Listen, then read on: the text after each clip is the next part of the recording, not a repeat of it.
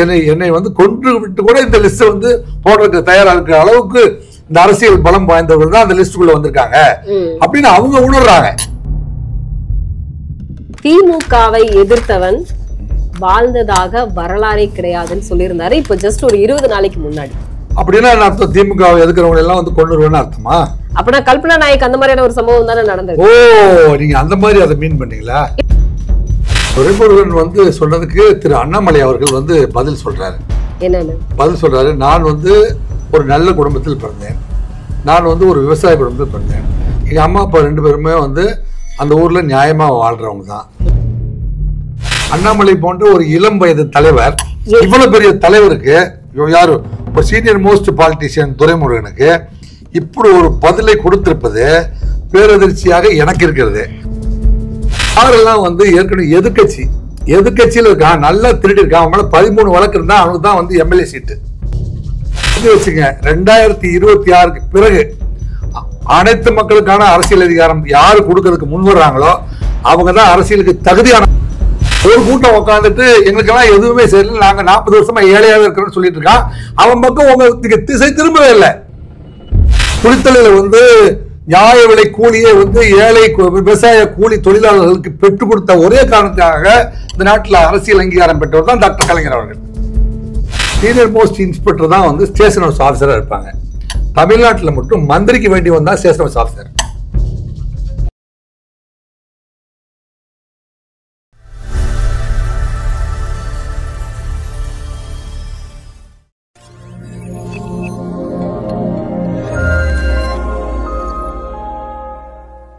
தாமரை TV நேயர்களுக்கு அன்பான வணக்கம். இன்று நமது நேர்காணலில் சிறப்பு விருந்தினராக வருகை புரிந்திருப்பவர் முன்னாள் காவல்துறை அதிகாரி ராஜேந்திரன் ராஜா நம்மோடு இணைந்திருக்கிறார். சார் வணக்கம். வணக்கம்மா. 28/7/2024 அன்னைக்கு ஒரு ஏடிஜிபியினுடைய அலுவலகம் தீ வைக்கப்பட்டுள்ளது. 14/8/2024 அன்னைக்கு அவங்க சங்கர் ஜிவால் அவர்களுக்கு வந்து உள்துறை செயலாளர் அவங்களுக்கும் வந்து ஒரு கடிதம் எழுதியிருக்காங்க. என்னுடைய உயிருக்கு ஆபத்து இருக்கிறது, நான் இன்னும் கொஞ்ச நேரத்துக்கு முன்னாடி போயிருந்தேன், என்னுடைய உயிரும் போயிருக்கு, இந்த விஷயங்களை, இந்த விவகாரத்தை நீங்க சிவியரா எடுத்து நீங்க வந்து என்னன்னு பார்க்கணும், என்னுடைய உயிருக்கு பாதுகாப்பு வேணும்னு ஒரு காவல்துறை அதிகாரியே ஒரு கம்ப்ளைண்ட்டை வந்து கொடுத்துருக்காங்க, ஒரு கடிதத்தையும் எழுதி இருக்காங்க. அதுல நடந்த முறைகேடுகளை, தன்னுடைய காவல்துறையில் நடந்த முறைகேடுகளை வெளியிட்டால் உயிரை பயங்கரவாதமாக பயன்படுத்தக்கூடிய ஒரு வன்மையான ஒரு ஆட்சிங்க நடந்துட்டு இருக்கிறதா மக்கள் கருத்துக்களை தெரிவிக்கிறாங்க. நீங்க ஒரு காவல்துறை அதிகாரியா இதை எப்படி பாக்குறீங்க? தாமரை டிவி நேயர்களுக்கு என் அன்பான வணக்கங்கள். தீ வைத்து என்னை கொல்வதற்கு சதி அப்படின்னு ஏடிஜிபி லெவலில், that is director general of போலீஸ்க்கு அடுத்த பதவியில் இருக்கிற ஒரு கூடுதல் இயக்குனர், காவல்துறை கூடுதல் இயக்குனர் அவர்களே வந்து என்னுடைய உயிருக்கு ஆபத்தை ஏற்படுத்தும் நோக்கத்தில் தான் என் அறைக்கு தீ வைக்கப்பட்டது அப்படின்னு தெரிவிச்சிருக்காங்க. ஒரு ஆங்கில நாளிதழுக்கு பகிரங்கமாக வந்து பேட்டி கொடுத்துருக்காங்க. 6 மாத காலம் ஆயிடுச்சு நான் வந்து டைரக்டர் ஜெனரல் ஆஃப் போலீஸ்க்கு மனு கொடுத்து, சீஃப் செக்ரட்டரிக்கு மனு கொடுத்து. சீஃப் செக்ரட்டரி கொடுத்தா யாருக்கு கொடுத்ததா அர்த்தம்? சீஃப் செக்ரட்டரி முதல்வருக்கு கொடுத்ததா அர்த்தம். முதலமைச்சருக்கும், அதாவது முதலமைச்சருக்கு வந்து சீஃப் செக்ரட்டரி வழியாக முதலமைச்சருக்கும் டைரக்டர் ஜெனரல் ஆஃப் போலீஸ், இதுதான் ஹையஸ்ட் அத்தாரிட்டி ஆஃப் போலீஸ் டிபார்ட்மெண்ட்டில். ஹோம் தான் வந்து பொறுப்பு. Home secretary, chief secretary, DGP, இவங்க 3 பேர் கொடுத்தா முதல்வருக்கு கொடுத்த மாதிரி அர்த்தம். ஆக கொடுத்துருக்கிற மனு என்ன அப்படின்னா, 2023 வருடம் நடைபெற்ற காவல்துறை உதவி ஆய்வாளர்கள் தேர்வு முறையில் முறைகேடு நடந்ததாக உயர்நீதிமன்றம் கொடுக்குது. உயர்நீதிமன்றம் ஏன் கொடுக்குது அப்படின்னா, 2023 வருடம் 621 பேருக்கு காவல்துறை உதவி ஆய்வாளர் தேர்வு செய்கிறாங்க. அந்த தேர்வு செய்கிற பொழுது தங்களுடைய பெயர் விட்டு போயிடுச்சு, எங்களுக்கு தகுதியான மார்க் இருந்திருந்தும் எங்களுடைய பெயர் விட்டு போச்சுன்னு 41 பேர் கிளைம் பண்ணுறான். அவன் வந்து தமிழ்நாடு கவர்மெண்ட்டை கேட்கல. இஎஸ்ஆர்பியில் போட்ட லிஸ்ட்டில் குளறுபடி இருக்குது, ஒழுங்காக லிஸ்ட்டு போட்டிருந்தா கோட்டாப்படி எங்களுக்கெல்லாம் வந்து சேர்ந்துருக்கோம் அப்படின்னு சொல்லிட்டு ஒரு ரிட்டு போடுறாங்க, ரிட்டு ஃபைல் பண்ணுறாங்க. அந்த அவங்க போட்ட லிஸ்ட்டை சேலஞ்ச் பண்ணுறான். லிஸ்ட்டு சேலஞ்ச் 2023 போடப்பட்ட சப் இன்ஸ்பெக்டர் மற்றும் நிலைய தீயணைப்பு அதிகாரி, station house officer, station fire house station fire ஆஃபீஸர்னு பேர் அவங்க. ஓகே. அந்த இது இரண்டுக்கும் சேர்ந்து எடுக்கிறது 750 போஸ்ட். அது இதில் காவல்துறை சேர்ந்தவங்க தான் 41 பேர் வந்து அலிகேஷன் பண்ணுறாங்க. அப்போ ஹைகோர்ட் என்ன செய்யுது, நீங்கள் வந்து இந்த லிஸ்ட்டை சரி பண்ணி ஒழுங்காக வந்து கோட்டாவை ஃபில் பண்ணி முறையாக கோட்டாவை ஃபில் பண்ணி இந்த லிஸ்ட்டை வந்து சமர்ப்பிங்க அப்படின்னு சொல்லி ஹைகோர்ட்டு டைரக்ஷன் கொடுக்குது. தமிழ்நாடு கவர்மெண்ட் கொடுக்குது. 41 பேருக்கு தகுதி இருக்கு. 41 பேருக்கு தகுதி இருக்கு. இந்த 41 பேருக்கும் எந்தெந்த தகுதி, எந்தெந்த கேட்டகரியில அவங்க வந்து எலிஜிபிளா வர்றாங்களோ அந்த லெவல்ல அவங்கள சேர்த்து லிஸ்ட்டை வந்து ஆல்டர் பண்ணுங்க அப்படிங்கிறது தான் இவங்க தமிழ்நாடு கவர்மெண்ட்டும் யூஎஸ்ஆர்பி இதுக்கு கல்பனா நாயக்கு முன்னாடி இருந்தவங்க என்ன செய்யறாங்கன்னா, லிஸ்ட்ல இந்த யார் கேஸ் கொடுக்க போனாங்களோ அந்த 41 பேரும் லிஸ்ட்ல சேர்த்து விட்டு அதை சமர்ப்பிக்கிறாங்க. ஓகே. இப்போ வந்து சமூக நீதி அடிப்படையில் இந்த லிஸ்ட் போடப்படவில்லை அப்படிங்கிறது தான் அங்கே வந்து ஃபேக்ட் இன் டிஸ்பியூட் இந்த ஹைகோர்ட். நீங்கள் சமூக நீதி அடிப்படையில் வந்து லிஸ்ட்டை வந்து வரையறை செய்யுங்க அப்படின்னு சொன்னதை உள்வாங்காமல் யூஎஸ்ஆர்பியும் தமிழ்நாடு கவர்மெண்ட்டும் என்ன ஹைகோர்ட்டுக்கு என்ன ரிப்ளை சப்மிட் பண்ணுது அப்படின்னா, அவங்க சேலஞ்ச் பண்ண வந்த 41 பேரையும் நாங்கள் இன்க்ளூட் பண்ணிட்டோம் அப்படின்னு கொடுக்குறாங்க. அந்த லிஸ்ட்ல ஆட் பண்ணி கொடுத்துட்டாங்க. இப்போ தமிழோ அல்லது ராஜேந்திர ராஜாவோ ஒரு பெட்டிஷன் கொடுத்தா எப்படி வந்து ஈஸியாக வந்து ஏமாற்றுவார்களோ அதுபோல் உயர்நீதிமன்றத்தை ஏமாற்ற முடியவில்லை. உயர்நீதிமன்றத்தில் வந்து கற்றறிந்த மேதகு நீதிபதிகள், மரியாதைக்குரிய நீதிபதிகள் அங்கே இருக்கிறாங்க.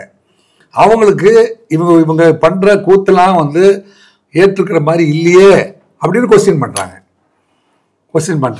அந்த சமயத்தில் தான் வந்து கல்பனா நாயக் வந்து என்ன செய்கிறாங்க, 14/12/2023 கல்பனா நாயக்கு வந்து அங்கே போஸ்டிங் போடுறாங்க. எங்கள் யூஎஸ்ஆர்பியோடைய ஏடிஜிபி யூஎஸ்ஆர்பின்னு பதவி போடுறாங்க. போட்டுட்டு அவங்க தான் மெம்பர் செக்ரட்டரி, அவங்க தான் டிசிஷன் அத்தாரிட்டி. இப்போ அவங்க என்ன செய்யணும், இந்த போட்டு 41 பேரை இன்க்ளூட் பண்ணி ஒரு லிஸ்ட்டு வந்திருக்குது. சமூக நீதி அடிப்படையில் நாங்கள் வந்து மறுவரையறை செய்ய சொன்னோம். ஆனால் 41 பேர் யார் கேஸ்க்கு வந்தாங்களோ அவங்க பேரை இன்க்ளூட் பண்ணி லிஸ்ட்டை வந்து மேனிப்புலேட் பண்ணி அல்லது மால் ப்ராக்டிஸ் இருக்கிறதா சொல்லப்படுறத சரி பண்ணாத சமர்ப்பிக்க முயற்சி பண்ணுறாங்க. இந்த லிஸ்ட்டுக்குள்ளே சமூக நீதி கடைப்பிடிக்கப்பட்டிருக்கிறதா இல்லையா அப்படிங்கிறது தான் ஹைகோர்ட்டுடைய கொஸ்டின். கல்பனா நாயக் வந்து சமூக நீதி கடைப்பிடிக்கப்படவில்லை அப்படிங்கிறது அதுதான் சொல்லிடுறாங்க. அதை ஓப்பன் மெசேஜ் கொடுத்துட்றாங்க. இந்த மெசேஜ் வந்து கல்பனா நாயக் வந்து சப்மிட்டட் டு த ஹைகோர்ட். இனிமே வந்து வேலைக்கு வர்ற அத்தனை பேருமே தயவு செஞ்சு எல்லாருமே ஹைகோர்ட்ல கேஸ் போட்டுருங்க, அவ்வளவுதான். இந்த தமிழ்நாடு பப்ளிக் சர்வீஸ் கமிஷனோ அல்லது யூஎஸ்ஆர்பியோ நம்பகத்தன்மை இல்லாத ஆக்குறாங்க இந்த அரசாங்கம்லாம் சேர்ந்து. புரியுதா உங்களுக்கு? புரியுது.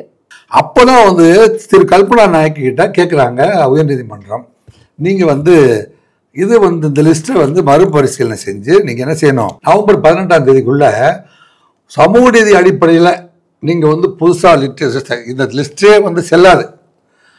எப்போ யூஎஸ்ஆர்பி போட்ட லிஸ்ட்டே வந்து நாங்கள் ஏற்றுக்கொள்ளவில்லை. சமூக நீதி அடிப்படையில் கோட்டா படி ஃபில் பண்ணுங்க. கோட்டா படி ஃபில் பண்ணி backward communities, most backward communities, schedule caste, schedule tribe மற்றும் விதவைகள் அல்லது மறுவாழ்வு அது மாதிரிலாம் என்னென்ன கோட்டா இருக்குதோ இந்த கோட்டாவை படி எந்தெந்த எவ்வளோ மார்க் வாங்கியிருக்காங்களோ, தேர்வில் கலந்து கொண்டவர்கள் என்னென்ன மார்க் வாங்கியிருக்கிறார்களோ அந்த மார்க்கில் இருக்கிற தகுதியின் அடிப்படையில் இந்த கோட்டாவை ஃபில் பண்ணுங்க. அந்தந்த கேட்டகரிக்கு என்னென்ன மார்க் எலிஜிபிலிட்டி வருதோ அதில் மேலேருந்து கீழே வாங்க அப்படி ஃபில் பண்ணப்பட்டதா அப்படின்னு வந்து இதை வெரிஃபை பண்ணி பார்த்தா அப்போ வந்து அப்படி இல்லை, அப்படி பண்ணப்படலை. ஏன்னா இப்போ இந்த லிஸ்ட்டு நம்ம இவங்ககிட்ட கொடுக்குறாங்க, மேடத்திட்ட கொடுத்து இது முறைப்படி போடப்பட்டிருக்கிறதா அப்படின்னு கேட்டால் இல்லை போடப்படவில்லை அப்படின்னு சொல்லிடுறாங்க. அப்போ நவம்பர் 18ஆம் தேதி அன்னைக்கு புதுசாக ஒரு லிஸ்ட்டு போட்டு அதில் வந்து சமூக நீதி அடிப்படையில் நீங்கள் வந்து அதை ஃபில் பண்ணி அந்த லிஸ்ட்டை வந்து எங்கிட்ட சமர்ப்பிக்கணும்னு சொல்கிறாங்க. அந்த லிஸ்ட்டை வந்து மேடம் வந்து தயார் பண்ணுறாங்க. கல்பனா நாயக் வந்து ஐபிஎஸ் வந்து தயார் பண்ணிவிட்டு அதை வந்து இப்படி தயார் பண்ணியிருக்கோம், இந்த மாதிரி ஒரு குளறுபடி நடந்ததா ஹைகோர்ட் நம்மளை கேட்டுட்டு இருக்குது அப்படிங்கிறத வந்து டைரக்டர் ஜெனரல் போலீஸ்க்கும் ஹோம் மினிஸ்டருக்கும் சொல்லிடுறாங்க. இவ்வளோ பெரிய குளறுபடிகள் வந்து ஹையர் லெவலில் நடந்துட்டு இருக்குது அப்படிங்கிறத வந்து சொல்லிடுறாங்க. சொல்லிட்டு இதை பற்றி நாளைக்கு வந்து இதுதான் ஒரிஜினலாக வந்து சமூக நீதி அடிப்படையில் ப்ரிப்பேர் பண்ண அல்லது மதிப்பெண்கள் அடிப்படையில் உழைப்பின் அடிப்படையில் ஒரிஜினாலிட்டியா யார் வந்து கடின உழைப்பை போட்டானோ, யார் வந்து உண்மையாலுமே தகுதி பெற்றானோ அவர்களை தேர்வு செய்து போடப்பட்ட லிஸ்ட்டு நாளைக்கு நம்ம டிஸ்கஷன் வச்சுக்கலாம் அப்படின்னு அந்த லிஸ்ட் ஒன்று அவங்க ரூமில் இருக்கு இல்லைங்க. அந்த ரூமில் இருக்கிற நாளைக்கு டிஸ்கஷன் போது இன்னைக்கு அது எரிய தெரிஞ்சிச்சு. இப்போ டைரக்டர் ஜெனரல் ஆஃப் போலீஸ் என்ன சொல்றாரு, அவருக்கு என்ன அவர் முன்னாடி வைக்கப்பட்ட கேள்வி, டைரக்டர் ஜெனரல் ஆஃப் போலீஸ் கேட்குற கேள்வி, இது கல்பனா நாயக் அவர்களை கொல்வதற்கு சதி என்று சொல்கிறார்களே, அப்படி ஏதாவது சதி இருந்ததா, அல்லது இந்த தீ விபத்து எப்படி நடந்தது அப்படிங்கிறது. ஒன்று தீ விபத்து எப்படி நடந்தது, தீ விபத்து நடந்தது சொல்றாரு. அவர் சொல்றாரு, நாங்கள் வந்து உடனடியாக வந்து சென்னை கமிஷனருக்கு வந்து கம்ப்ளைண்ட் பண்ணிட்டோம். எனக்கு கொடுத்த கம்ப்ளைண்ட் வந்து உடனே வந்து சென்னை கமிஷனருக்கு கம்யூனிகேட் பண்ணோம். சென்னை கமிஷனர் வந்து ஒரு டெபுட்டி கமிஷனரை நியமித்தாங்க. டெபுட்டி கமிஷனர் வந்து டீம் போட்டு ஃபாரன்சிக் சயின்ஸு, எலக்ட்ரிசிட்டி போர்டு என்னங்க மற்றும் வந்து இருக்கிற எக்ஸ்பர்ட்ஸு, அந்த கட்டடத்தை கட்டினாங்க இல்லையா, யாரெல்லாம் ஒயரிங் பண்ணாங்க இல்லையா, அதுலயே பேசிக்காக ஏதாவது குளறுபடியா இருக்குதா அப்படிங்கிறதுக்கு கட்டடத்துக்கு என்னுடைய எக்ஸ்பர்ட்டு, இத்தனை எக்ஸ்பர்ட்டையும் கூப்பிட்டு நாங்கள் ஆராய்ச்சி பண்ணி பார்த்ததுல அதுல ஒரு செம்பு கம்பியில வந்து தவறு இருந்ததுனால அந்த செம்பு கம்பி என்னங்க மிஸ்ஃபயர் ஆயிடுச்சு, தட் இஸ் ஆக்சிடென்டல் ஃபயர் ஆயிடுச்சு, அதுல ஃபயர் ஆயிடுச்சு. செம்பு கம்பி வந்து தவறா வந்து கனெக்ஷன் கொடுக்கப்பட்டதுனால அதுல ஏற்பட்டதுனால ஸ்பார்க், அந்த செம்பு கம்பியில ஏற்பட்ட ஸ்பார்க்கின் அடிப்படையில் அது தீ விபத்து நடந்தது அப்படின்னு வந்து டைரக்டர் ஜெனரல் ஆஃப் போலீஸ் அவ்வளவுதான். ஆனா நாங்க விசாரிச்ச வகையில அவர்களுக்கு கொலை முயற்சி இருந்ததாக தெரியவில்லை. இது வந்து திட்டமிடப்பட்ட வந்து கொலை முயற்சி எதுவும் நடக்கவில்லை என்று டைரக்டர் ஜெனரல் ஆஃப் போலீஸ் வந்து சொல்லிட்டாரு. அவரை நம்ம வந்து பாராட்டுறோம். ஆனா புகார் கொடுத்த ஐபிஎஸ் ஆபீசர் இருக்காங்க இல்லையா, திருமதி கல்பனா நாயக் ஐபிஎஸ், அவங்களுக்கு 51 வயசு. இன்னும் 9 வருஷம் அவங்க வந்து அடுத்த வருஷம் டிஜிபி ஆயிடுவாங்க. ஆயிட்ட 8 வருஷம் தமிழ்நாட்டில் இல்லை, இந்தியாவில் எங்கே போட்டாலும் அவங்க டிஜிபியாக இருப்பாங்க. அவங்க கடந்து வந்த பாதை பார்த்தீங்கன்னா அசிஸ்டன்ட் கமிஷனராக ஒரு 5 வருஷம், டெபுட்டி கமிஷனராக ஒரு 8 வருஷம், டிஐஜியாக ஒரு 6 வருஷம், அதுக்கப்புறம் வந்து ஐஜியாக வந்து 5 வருஷம் பண்ணிட்டு தான் அவங்க வந்து ஏடிஜிபி லெவல் வந்துருக்காங்க. அவங்களே ஒரு விசாரணை அதிகாரி தான். அவங்க வந்து நான் ஒரு லிஸ்ட்டை டீல் பண்ணுறேன், அந்த லிஸ்ட்டில் தப்பு இருக்கு, ஹைகோர்ட் வந்து அதை டிமாண்ட் பண்ணிட்டு இருக்குது, அதை கொஸ்டின் பண்ணிட்டு இருக்குது லிஸ்ட்டை, இங்கே போடப்பட்ட லிஸ்ட் தப்பாக இருக்குது. இந்த தப்பா இருக்கிற லிஸ்ட்டை வந்து நான் வந்து சமூக அடிப்படையில் நான் சரி பண்ணேன். அதை சரி பண்ணா எத்தனை பேர் வந்து அவுட் ஆகிறான், ஏற்கனவே வந்து பணம் கொடுத்தோ அல்லது இன்ஃப்ளூயன்ஸ் பண்ணியோ எத்தனை பேர் உள்ள இருந்து வந்து எடுக்கப்படுறானோ அத்தனை பேர் பாதிக்கப்படுவான். அதனாலதான் வந்து அவனுங்க எனக்கு தீ வச்சு கொள்ற அளவுக்கு முயற்சி செஞ்சிருக்கானுங்க அப்படிங்கறத வெளிக்கொண்டு வர்றதுக்கு முயற்சி பண்றாங்க. புரியுதா இல்லையா? புரியுதா இல்லையா உங்களுக்கு? புரியுது. ஹைகோர்ட்ல கொண்டு போய் சப்மிட் பண்ண போட்ட போது கூட அந்த லிஸ்ட்ல இருக்கிறவனை அந்த இன்ஃப்ளூயன்ஸ் பண்ணி ஏற்கனவே உள்ள வந்தவனை எடுக்கிறதுக்கு தமிழக அரசு முன்வரவில்லை. அல்லது தமிழக அரசுல இதுக்கு முன்னாடி கல்பனா நாயக்கு முன்னாடி இருந்த போர்டு மெம்பர்ஸ் வந்து அந்த லிஸ்ட்டை ஆல்டர் பண்ண விரும்பவில்லை. அந்த லிஸ்ட்ல ஏற்கனவே இன்ஃப்ளூயன்ஸ் பண்ணி எத்தனை பேர் உள்ள போனாங்களோ அதோட சேர்த்து தான் வந்து ஹைகோர்ட்டே கேட்டாலும் சரி, ஏடிஜிபி கேட்டாலும் சரி, கடவுளே வந்து இறங்கி கேட்டாலும் சரி, நாங்க தயார் பண்ண லிஸ்ட்டை தான் நாங்க வெளியிடுவோம் அப்படின்னு சொல்லி வெளியில விட்டாச்சு. இப்போ ஹைகோர்ட்டும் வந்து உயர்நீதிமன்றமும் வந்து அவங்க கொடுத்த லிஸ்ட்டை கல்பனா நாயக்கு தான் வந்து அந்த லிஸ்ட்டை சமர்ப்பிக்கணும். அவங்க தான் காம்பீட்டன்ட் அத்தாரிட்டி. காம்பீட்டன்ட் அத்தாரிட்டி சமர்ப்பிக்காத ஒரு லிஸ்ட்டை நீங்க சமர்ப்பித்தீர்கள் என்றால் அதை நாங்கள் ஏற்றுக்கொள்ள, இதுவரைக்கும் அதை ஏற்றுக்கொள்ள மறுத்திருக்கிறது உயர்நீதிமன்றம்.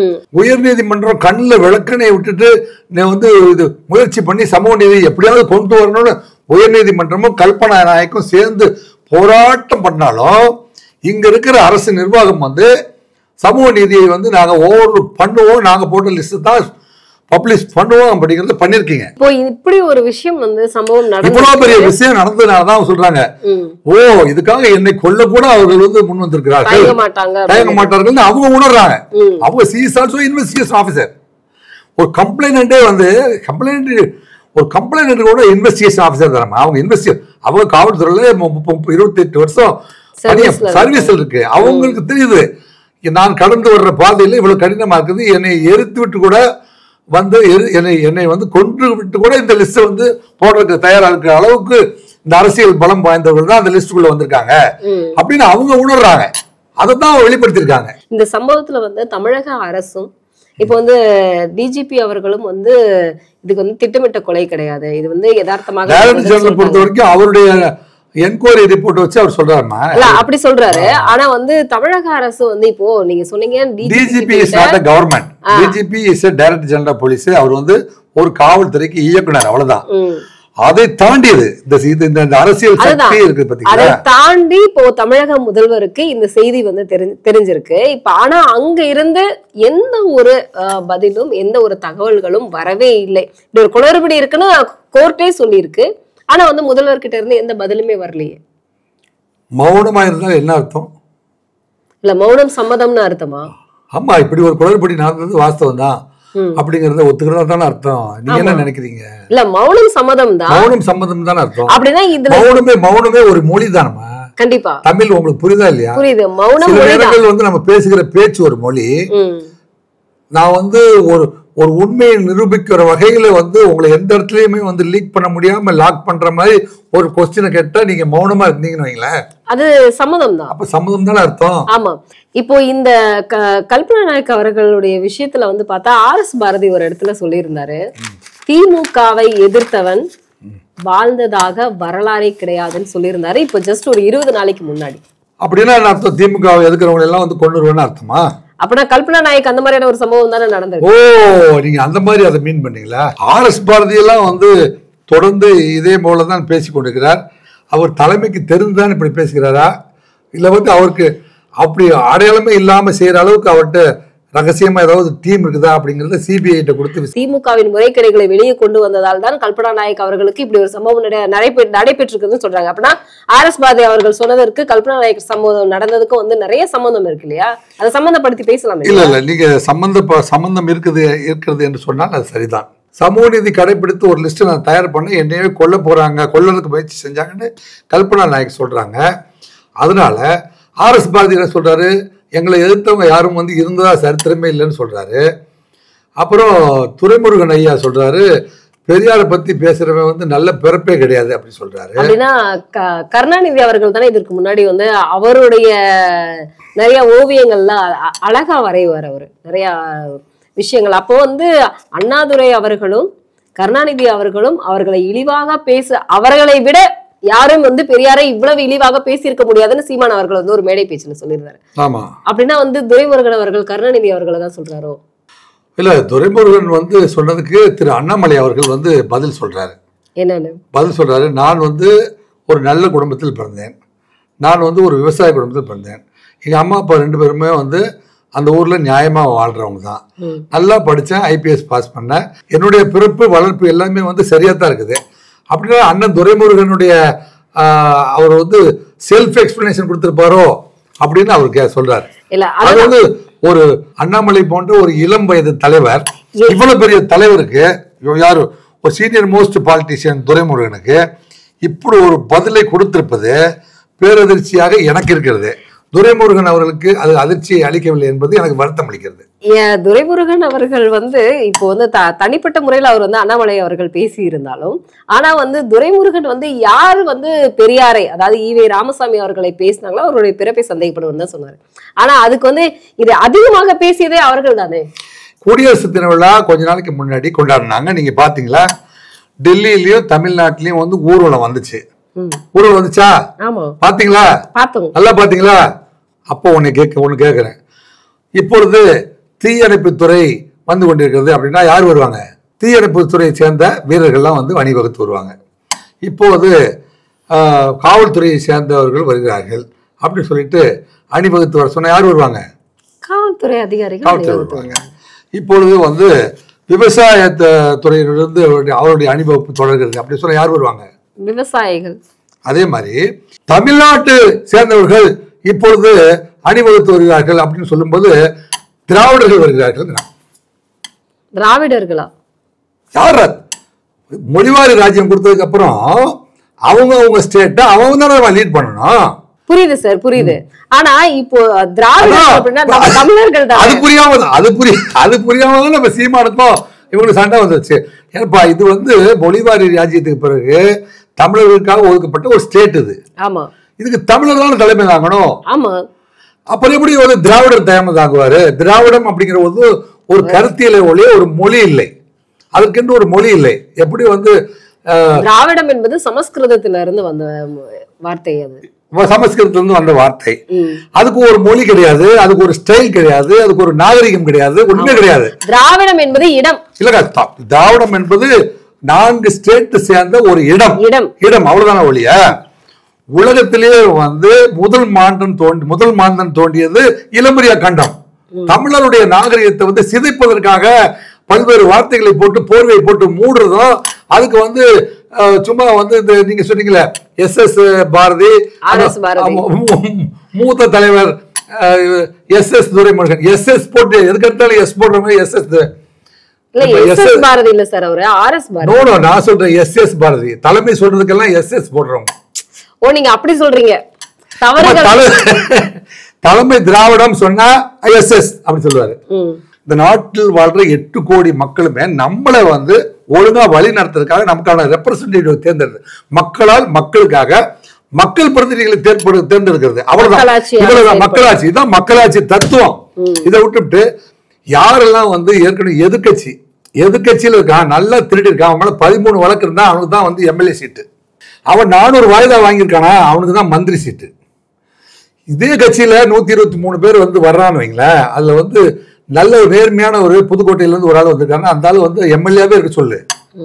ஏற்கனவே பல முறை கொள்ளையடித்து என்னங்க 100 கோடி 200 கோடி ரூபாயை செலவழிப்பான். அவன் வந்து மக்களை எல்லாம் வந்து பட்டி தொட்டில கொண்டு போய் அடைச்சு லாரியில போட்டு வச்சு கோட்டரை கொடுத்து பிரியாணி கொடுத்து ஓட்டு போட வைப்பான். செந்தில் பாலாஜி அநீதியை வந்து அரங்கேற்றதுக்கு தகுதியானவனா இருப்பான், இவனுக்கு தான் மந்திரி அப்படின்னா அரசியல் ஓபனாவே பேர் சொல்லலாம். ஓபனாவே சொல்ல முடியாதுமா. இதுல நீங்க புரிஞ்சுக்கிறவங்க எல்லாம் இந்த அரசியலை புரிஞ்சுக்கிட்டோம். அரசியல்